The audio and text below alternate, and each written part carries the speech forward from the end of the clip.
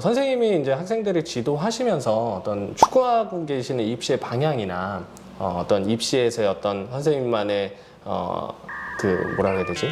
노하우라든가 네, 그런 것들을 좀 간단하게 좀 정리를 해주시면 좋을 것 같아요. 그림에서 기본은 관찰 표현이고, 네. 그러니까 그 관찰이라는 것은 어떤 대상에 대한 그 속성, 피상적으로 보이는 어떤 그런 시각적으로 보이는 그 대상에 대한 그 많은 시각적 요소를 파악하는 거고, 네. 그러니까 그것을 어떤 재료를 통해서 경험을 통해서 자기가 익숙하게 표현할 수 있는 정도.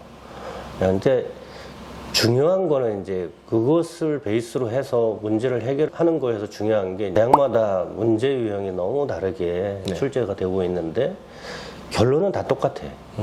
결론은 학생 스스로가 공부하는 목적이 결국은 그림을 그린다라는 것은 관찰 표현에서 시작을 하지만 네. 결국은 그 과정에서 조형 원리를 깨우치는 거라고 저는 생각을 해요. 그래서 평상시에 아이들 그 좋은 그림을 한 4장, 그래서 5장 똑같은 주제를 놓고 벽에다 붙여놓고 네.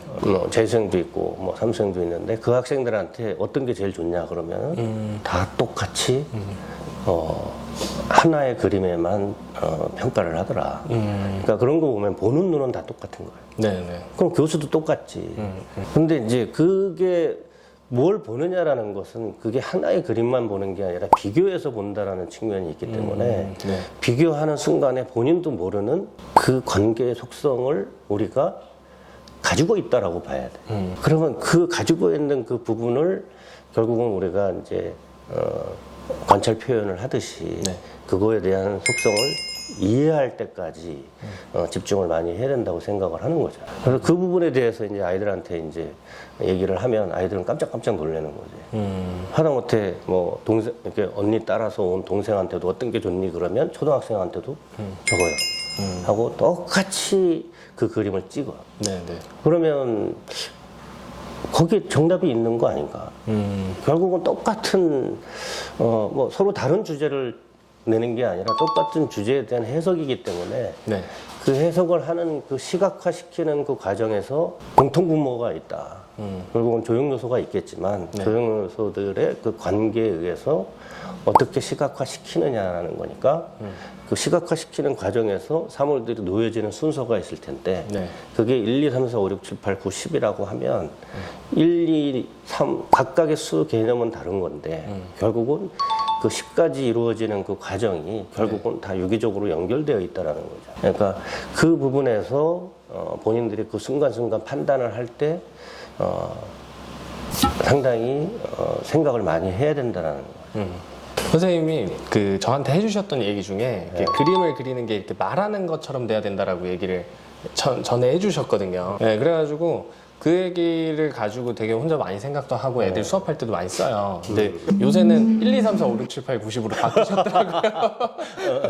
그러니까 옛날에는 문장을 시각적인 문장을 만드는 거다. 시를 쓰듯이 자기가 어떤 자기 생각을 말로 하듯이 하는 거라고 이제 얘기를 많이 했는데 결국은 우리가 일상에서 이제 뭐 한글을 깨우치는 과정에서 어떤 형태를 익숙하게 다루듯이 네. 글자를 쓰는 것처럼 쉽게 우리가 형태를 쓰는데 결국은 우리가 그 과정에서 형태를 무시하고 있는 게 아니라 은연중에 우리가 그 형태에 대한 감각을 키워왔다라고 보는 거죠. 그래서 그 한 단어가 그러니까 뭐 단어 이전에 어떤 그런 음소가 모여서 단어가 되고 단어가 모여서 문장이 되고 그 문장들이 어떤 의미를 가지고 있느냐가 결국은 우리가 평상시에 일상적으로 자기 생활에서 대화를 하듯이 네. 그림에서도 마찬가지로 하나의 어떤 시각적인 문장을 만드는 거라고 생각을 하면 되는 거죠. 네. 옛날엔 그렇게 얘기를 했는데 네. 뭐 요즘은 또 1, 2, 3, 4, 5, 6, 7, 8, 90 이게 더 쉽더라고요. 네, 그러니까 이제 그게 더해지는 거니까 그러니까 그게 더해져서 10이 되는 거니까 이제 10은 완성수잖아요. 그러니까 이제 완성했었을 때 이제 그 보여지는 것을 결국은 자기 생각이랑 같다고 보는 거죠. 네. 선생님이 이렇게 같이 저랑 같은 공간에 계시면서 요새 기초 디자인반 이렇게 수업 진행하는 거 보면 좀 요새 어떻게 생각하고 계세요? 일단 피드백을 좀 많이 해주고 싶은 그런 갈증을 많이 느끼거든. 네. 많이 느끼는데 작년하고 올해하고 좀 많이 달라졌고 뭐 결국은 부족하다라는 게 사각형이라는 화면 안에서 어떤 구성력일 텐데 네. 그러니까 그 안에 뭐가 담겨 있다라는 것을 선생님들끼리 똑같이 그거를 공유할 수 있으면은 가장 좋은 거라고 생각을 하는 거죠. 근데 이제 선생님들도 이제 나이 차이도 있고 선생님들마다 자기의 각자의 경험이 있기 때문에 받아들여서 소화돼서 나타나는 게 조금씩은 다르게 나타나는 거예요. 근데 공통적으로 좋아진 거는 조형 능력이 훨씬 더 많이 좋아졌다라고 보여지는 거죠.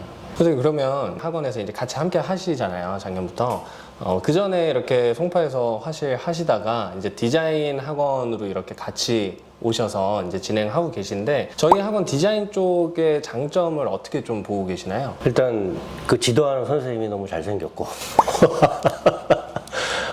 내 이름에 준자가 들어가는데 또 준서 선생님도 또 준자가 들어가서 네. 또 상당히 그 뭐라 할까 호감이 가고 그리고 학생들한테 상당히 친절하고 선생님이 젊은데도 불구하고 많은 능력을 가지고 있어서 상당히 기대되는 학원이라고 생각을 합니다.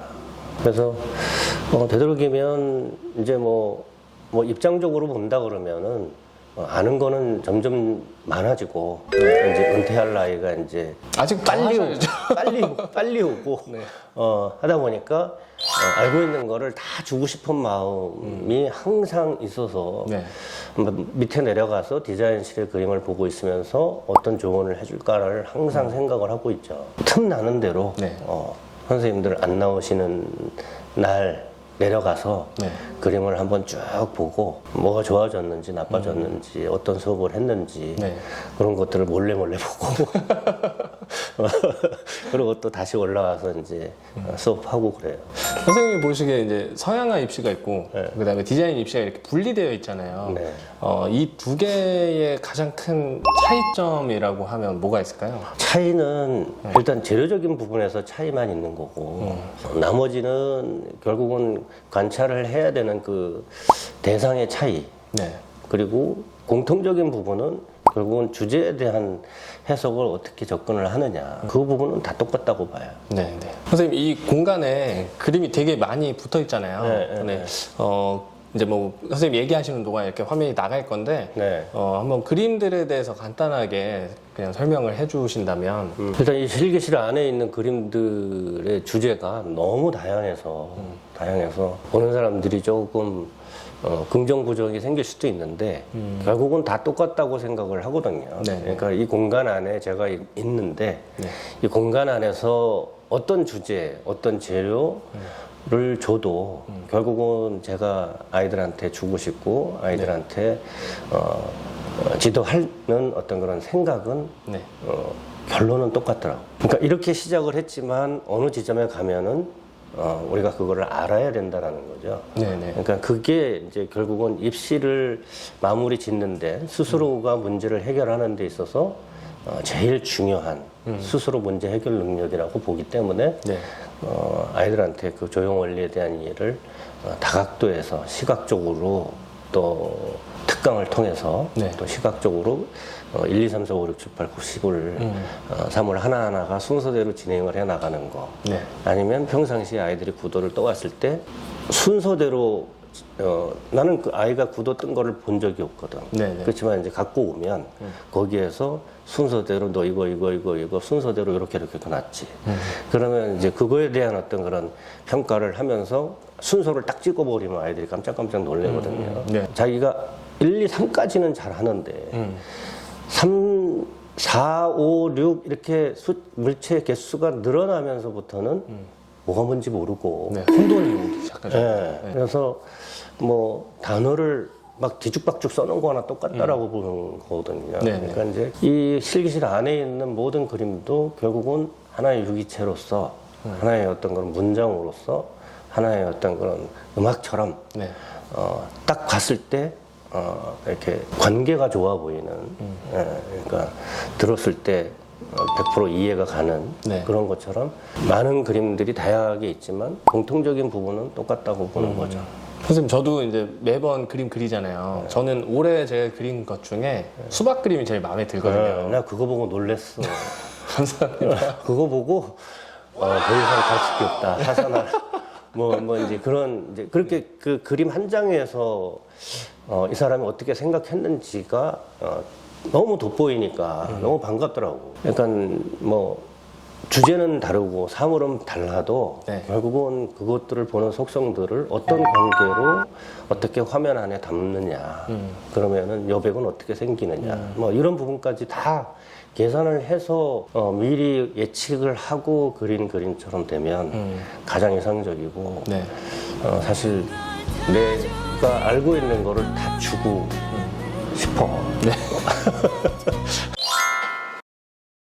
그럼 선생님은 올해 이렇게 진행하시면서 네. 선생님 그림 중에 제일 마음에 드시는 게 있다면 예, 일단 제일 마음에 드는 거는 인체 같은 경우에는 그러니까 뭐 틀린 부분도 이렇게 안 보고 그랬기 때문에 네. 틀린 부분도 많이 보이는데 내 내면에서 아직도 이렇게 그 열정이 끌어오르는 내 생각, 의미 이런 것들을 이렇게 표출한 그림들이 제일 마음에 들어요. 그래서 이제 인체 중에서 여러 사람이 이렇게 뭉쳐서 아, 네네네. 이렇게 뭉쳐가지고 이렇게 겨루는 좌우가 겨루는 그러니까 그런 안에서 되게 뭐 그림이지만 어쨌든 그 어떤 물질감이 느껴지고 그 에너지가 바깥으로 표출되고 사람들끼리 어떤 그런 그 관계에 섞여 있는 상태에서도 그게 조화로 그러니까 내용적으로는 어떤 의미를 갖고 있지만 네. 시각적으로는 균형을 잡아주는 어떤 이런 거에 많이 생각을 하죠. 네, 오늘 영상은 여기에서 마무리를 하고요. 저희 오투미술학원에 대해서 더 많은 정보가 필요하시거나 하면 학원으로 전화를 주시거나 아니면 제 인스타를 통해서 문의를 주셔도 됩니다. 네, 구독과 좋아요는 산소입니다. 감사합니다.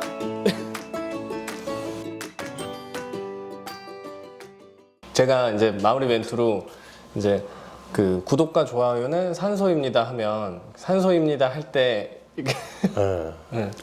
해주시면 되는데 재원 쌤이랑도 매번 맞추는데 잘 안 돼요. 네, 그냥 연습 한번 할까요?